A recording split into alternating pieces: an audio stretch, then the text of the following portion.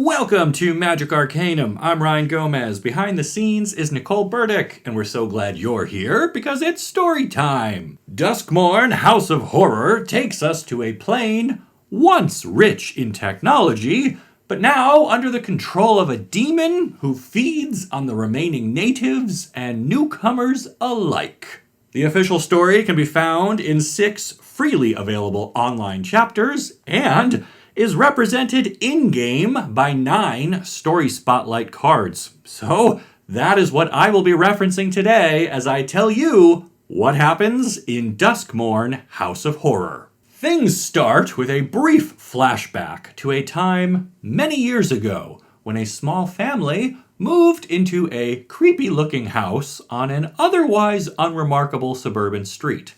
The teenage daughter is drawn to a dark energy in the basement, but before we can explore that, we jump to the present, where Kaito is approached by the Emperor on Kamigawa. She tells him Nashi has been missing for 3 months after entering a mysterious door that appeared here on the plane and then vanished, and she believes it is now time to go after him. Kaito agrees to assemble a rescue team and heads to Kaldheim to recruit Tyvar, having bonded with the elf during their time together on New Phyrexia. Tyvar introduces Kaito to Niko, a sparkless planeswalker from Theros, who adds useful defensive magic and ranged fighting abilities to the team, and the trio then travels by Omen Path to Ravnica. Here, they reconnect with the Emperor and meet up with Niv Mizzet, who is currently overseeing the study of a door very similar to the one that Nashi entered months ago on Kamigawa. Also present is Zimone, a student from Strixhaven, who will be joining the team as a scientist, and Aminatu, who is staying on Ravnica but is here to offer help all the same. Aminatu is not a character we have seen a lot before in the Magic story, but Niko knows her by reputation, at least, and expresses dislike for her and her ability to manipulate fate. Niko strongly believes an individual should be able to choose their own destiny, and so they are hesitant to make allies with someone who could remove that agency. So this would be an interesting conflict. But it is quickly resolved. Aminatu provides the group with fate shifters, small artifacts that allow the holders a do-over of a choice that would lead to their own death. She explains that while her magic is powerful, it is not perfect, and it took her a lot of effort to create these totems, so they should be used with care. And for the record, she does also explain why she was unable to single-handedly stop the Phyrexian invasion, in case you were wondering about that.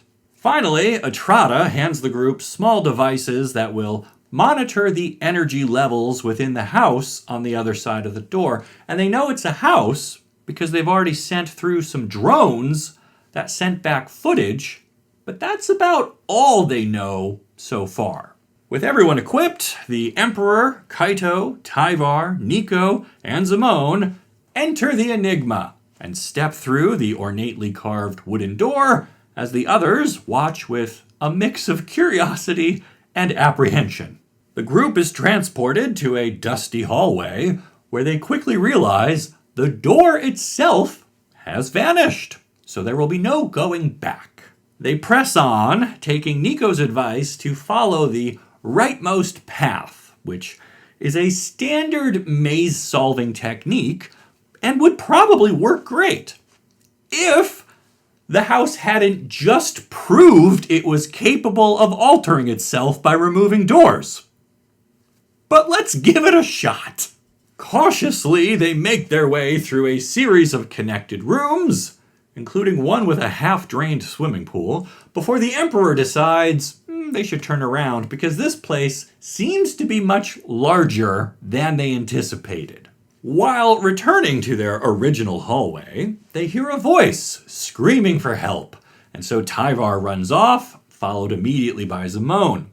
The pair reaches the source of the scream, but finds nothing, and then realizes the pathway behind them has been sealed over. They are now separated from the rest of the party, which is, not great. We cut back to the rest of the group where Kaito says we should chase after them, but then he too vanishes from sight as the floor opens up and swallows him.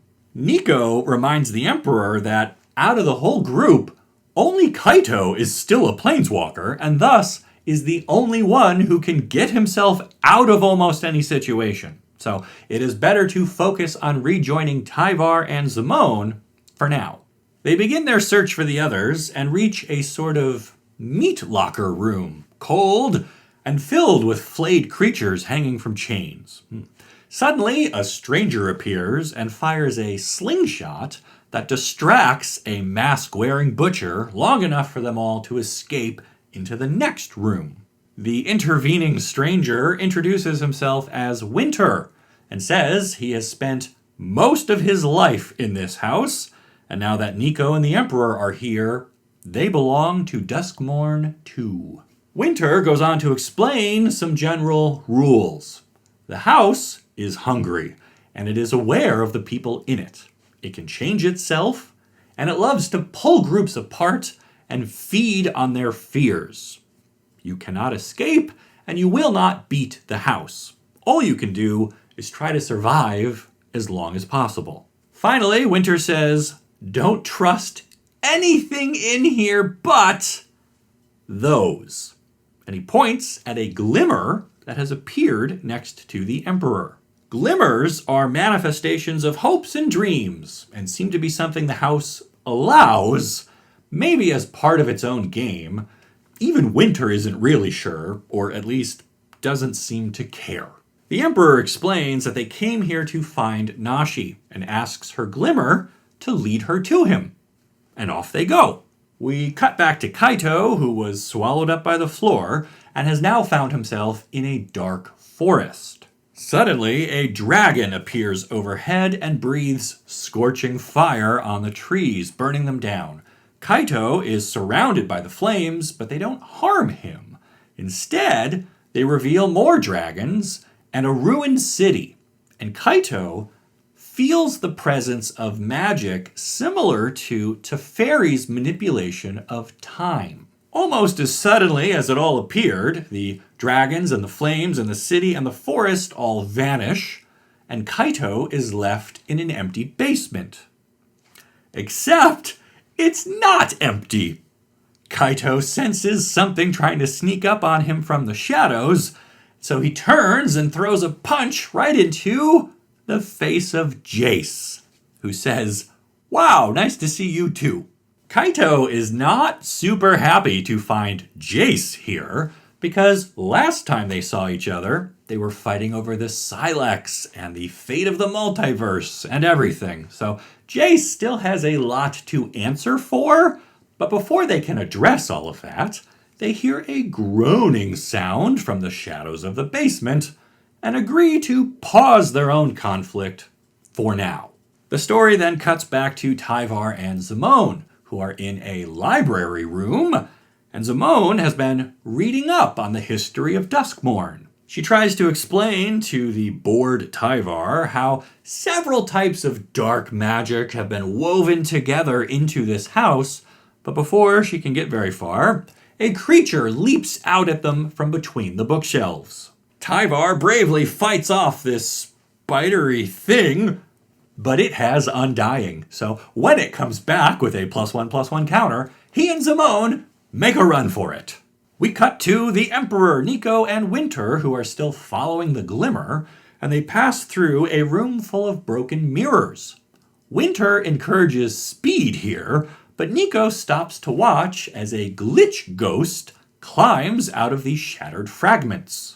Winter explains that the ghosts are people who died outside the house, and they use mirrors as their way in, and you can't kill them. You can only banish them back outside, but they always return.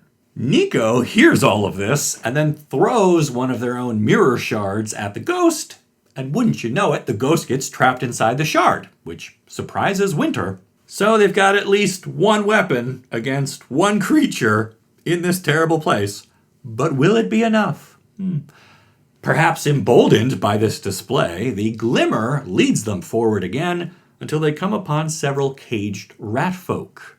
This is Nashi and some friends that went through the original door on Kamigawa along with him. They're being held by what Winter calls wicker folk, and he says it is too late to save them. The Emperor says, we'll see about that, and she leaps into battle. Her sword strikes open Nashi's cage, but before she can turn herself to fight the wicker folk, one of them puts its spindly arms right through her, and she dies. Suddenly, she's alive and back on the sidelines looking at Niko, who just shared this awful vision made possible by the fate shifters Eminatu gave them back on Ravnica. The Emperor says, wow, I guess I won't be trying that move after all. Instead, Niko throws the shard containing the glitch ghost at one of the wicker folk, so they cancel each other out, I guess, and a second shard at Nashi, which sails through the bars of the cage and embeds itself in a nearby tree. One of the other captive Nezumi tells the Emperor that they fear fire, and Winter hands her a lighter, which she uses to chase away the remaining wicker folk. Tell me you can also smell the cloves on Winter through the card art. Anyway, with the danger gone, they release Nashi from the shard and discuss how they all wound up here. Nashi says he has been searching for his mother since he arrived, and now he will need the Emperor's help to find her. Remember, Nashi's adoptive mother is Tamiyo, who was killed by the Wandering Emperor during the Phyrexian invasion on Kamigawa. Since then, she has appeared as a sort of Obi-Wan-style ghost from time to time, and it appears she is now trapped within the Duskmourn house, along with Nashi and the others. Speaking of the others, we get some more intercut scenes here, with Zimone and Tyvar running from the spider thing that attacked them in the library, and Kaito and Jace fighting a nightmare monster in the basement before getting stuck in a pit of goo. Kaito manages to free Jace, and Jace starts to help lift out Kaito, but then he sees Vraska and Lute under attack on the other side of the room, and he tells Kaito he is sorry, but they are too important. Jace leaves Kaito to drown in the goo, so Kaito, regretfully, planeswalks back to Ravnica, feeling like he has failed his friends. We then rejoin Zimone and Tyvar, who have escaped the spider and have discovered a room unlike any other so far, because it looks normal. And sitting there is a teenage girl drinking tea and writing in her diary. Zimone recognizes this person from a painting she saw in the house earlier and tries to speak with the girl, who identifies herself as Marina.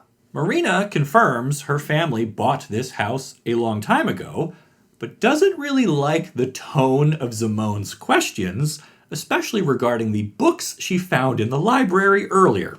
You know, the ones filled with dark magic. So, Marina screams at Zimone, and suddenly more monsters appear and attack. Tyvar and Zimone run to safety, and as they pause to catch their breath, they agree the house is protecting this girl for some reason, but Zimone thinks they can figure it out because she grabbed her diary as they fled the room. And basically, this diary tells us how Marina moved to this house and found a demon living in the basement that was summoned by the previous owners.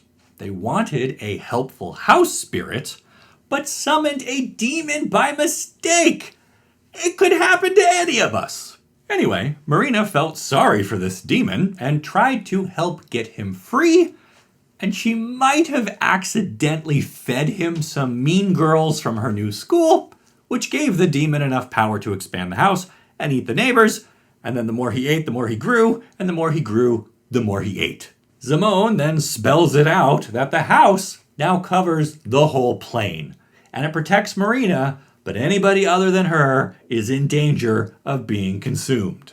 I want to do something unusual and pause here to address this, because it has shaped my whole opinion of this set.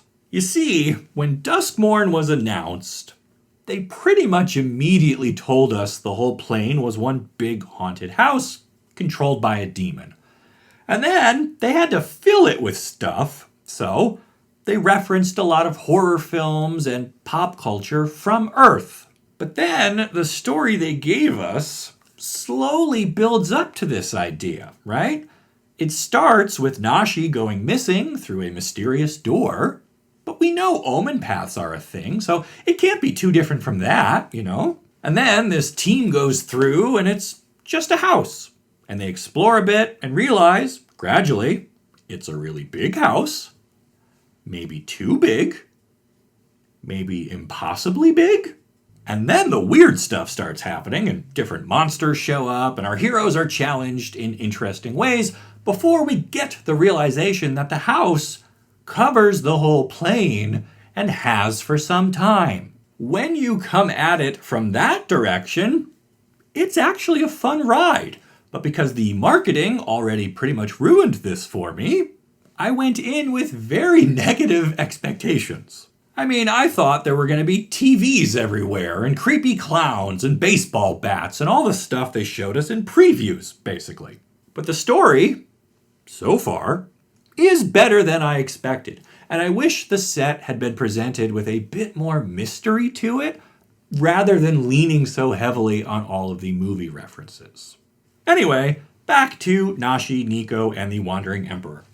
Winter has brought them to a chamber that contains the cult of Valgavoth, who worship the demon that runs the house that has covered the plane. One of these cultists tells Winter he'll be well rewarded for this, and Winter says he better be, before he slams shut a stone door, leaving Niko and the others at the mercy of the cult. So yeah, when Winter said earlier, don't trust anything in this house, well, he was being honest, I guess. The cultists use a powerful sleeping spell on everyone, and they soon wake up in another larger chamber, bound, but able to see Tamio's spirit, speaking to the cultists from an altar at the center of the room. A nearby cultist explains to the Emperor how Tamio's story magic has become fuel for Valgavoth, who had to exhaust himself to open doors to new worlds before, but things are much easier for him now that he has all this new information about the multiverse. And speaking of the multiverse, we cut back to Ravnica, where Kaito makes a run for the door back to Duskmourn before he is stopped by Niv Mizzet. Kaito explains to the dragon that Jace appeared and left him to die, and he had to planeswalk away, and is now unable to planeswalk back, so he wants to use the door again. Aminatu tells him the house recognizes him now, and won't let him back in, either by spark or door, and everything will depend on the strength of the rescue team he recruited. As he looks down at a sliver of the house in his own hands, he's pulled aside by Alquist Proft, who says he's got one more idea that might still help. We jump back to the house, where Valgavoth finally reveals himself to our heroes. He speaks with Winter, who has rejoined the cultists, and asks about his reward. The demon says, "Yes, for your loyalty, I will open a door for you to leave this place." But before Winter can reach it, Tyvar busts through a nearby wall like the Kool-Aid Man and says it's bad form to start a battle without us. Zimone starts untying Niko and the others while Tyvar merrily punches his way through the cultists. The coordinated clobbering continues while Nashi speaks with the ghost of Tamio. She says it is time for him to let her go. Her story must come to an end before anyone can corrupt her magic any further, referring to how the cultists were able to extract knowledge of other planes through her enchanted scroll. It is a heartfelt moment that rubs right up against a very gruesome death for Niko at the hands of a cultist, but they hit rewind and make a different move that keeps them alive. Even so, the tempo of the battle has shifted. The heroes are on the defensive now, and Valgavoth is poised to strike down the Wanderer when suddenly there's a flash of blue light, and Kaito is there to thrust his katana straight through the insectile demon. Proft appears behind him and tells everybody to hurry up through this portal he just opened because he won't be able to hold it for long. The team funnels in through this new doorway and narrowly escapes the final grasp of some cultists, but they're not out of danger yet. Proft explains that they are in an artificial omen path, tunneling through the blind eternities, and it is not entirely stable. It is a combination of his own mind magic, plus Kaito's spark, plus Aminatu's fate shifting, plus the sliver of the house Kaito brought back to Ravnica. They have to reach the other end of the tunnel before it collapses, or they will all be swallowed up by the blind eternities, but Nashi pauses to set down Tamiyo's scroll, figuring this is the perfect place to grant her a sort of eternal peace. So he says his final goodbye before exiting the tunnel with the others. The crew makes it safely back to Ravnica, and Proft dismisses his tunnel, but the story cuts back to Duskmourn for us to observe the wounded Valgavoth deciding who to feed upon before sealing himself away in a cocoon to heal. At first, he reaches up into the rafters to check on Lute, who has apparently been captured. But he decides he would rather consume Winter instead and says, well, I promised you freedom. And this is a kind of freedom, so I'm not technically breaking my deal with you. So the house goes quiet, but the danger remains, and we clearly have not seen the last of Valgavoth. In fact, our final scene takes us back to Ravnica once more, where Proft is working on a case in his study when another Duskmourn door opens behind him unnoticed, and we fade to black. And that's it. That's what happens in Duskmourn House of Horror. To recap, Nashi enters a mysterious door on Kamigawa and fails to return after 3 months. A matching door appears on Ravnica, and the Wanderer, Kaito, Tyvar, Zimone, and Niko enter it, hoping to find Nashi and uncover the secrets of the house on the other side. We learn that this house is ancient and evil and covers the entire plane, but our heroes still manage to find their target, even after being betrayed by a man named Winter. They return home, but the threat of the house remains, especially now that Lute is among its captives. It was a longer story than usual, and I think it put that time to good use. We got to hang out with some fun pairs, like Zimone and Tyvar, and explore Nashi's reluctance to let go of his connection to Tamiyo. But there were still some bits I am unsettled by, and I don't mean in a fun, creepy way. Allow me to address these issues with a brief segment I like to call the Mustache Minute. Ready? Here we go. I do not know what to make of that dragon scene that Kaito experienced. I guess they needed to connect Duskmourn to the so-called Dragonstorm arc, which is our current major storyline, but this just really came out of nowhere and didn't tell us anything. I think it is supposed to represent a time in this plane's past when magic was rare and wild, and somehow that connects to the demon in the basement of the original house, but that is a big leap to make from, the 3 paragraphs we got. And then we encountered Jace, which makes even less sense. The whole point of him and Vraska picking up Lute was that Lute had a map to the multiverse, right? There's no reason they should have been tricked into entering one of the doors to Duskmourn, but somehow they got here and got separated, and Lute got captured. But that's all we know. I was kind of looking forward to seeing where Jace and Vraska wound up and how Lute helped them advance their own plan, but if this guy was just introduced in Thunder Junction only to be captured by a demon 2 sets later, then I really have no idea what's going on here. I am also not clear why Nashi entered the original door on Kamigawa. Initially, he claims it was because he heard Tamiyo's voice calling to him from the other side, but when he gets rescued, he says, they stole the scroll and we have to get it back. It's not clear if the voice was a lure and the cultists stole the scroll after Nashi came through, or if someone somehow did get the scroll on Kamigawa and Nashi was following the real Tamio's voice through the door. Remember, this is the whole reason we're all here, so it's a little frustrating that it's not more clear. We also don't ever really hear how Nashi and his friends survived for 3 months. There are some side stories that do some world building and explain how the house has safe zones where it even generates food for people so that they can live until it's time to be harvested.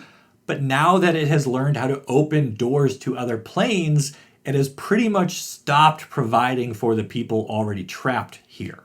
In the side stories, we hear from other survivors who feel that the house has changed. Like it no longer feels it needs to conserve bodies to eat, since it believes it can just draw in more from these other planes. But that means Nashi had to survive 3 months on hard mode. And finally, how did Tyvar and Zimone find the rest of the group for the big final battle? The place is huge, and the house follows no rational layout, so even after they learned how to camouflage themselves from the house's magic, it would have taken them forever to find this secret cult chamber. Oh yeah, I kind of skipped over all of that in the recap, but basically, Tyvar's magic allows him to transmute his body into anything he touches at least once. So, he touches the house, then turns himself into house, and then the house ignores him since it no longer sees him as a threat. And he can stretch this power to Zimone as well, but while they are in house mode, they start having progressively darker thoughts. So they have to turn it off from time to time so they don't become pure evil. This was an interesting premise, but it never really goes anywhere, and instead it just kind of gives them super plot armor on top of having the fate shifter, so they never really seem to be in any danger. And then they arrive conveniently just in time to save everyone from the demon and his cultists, which, okay, let's talk about that for a minute. Earlier, I said I liked how the story avoided having too many movie references. Kaito never sees a killer clown. Tyvar is not chased by toys with knives. For the most part, they do a pretty good job keeping things magical, but also still creepy. So to wind up in a room with a bunch of human cultists who worship this bug demon, it kind of feels like they needed to give our heroes some generic enemies to fight in the final act, because they didn't want to suddenly have the Balloon Man there, or anything that would take attention away from Valgavoth. But what about you? Did you enjoy watching Kaito and the sparkless planeswalkers try to survive in this plane-wide haunted house? Do you think the story spotlight cards did a good job capturing the important characters and events that they faced? Or do you just wish we had spent a little more time on Bloomborough? Let me know down in the comments, and then make sure you like this video and subscribe to the channel so you don't miss the great stories you'll only find here on Magic Arcanum. We'll see ya.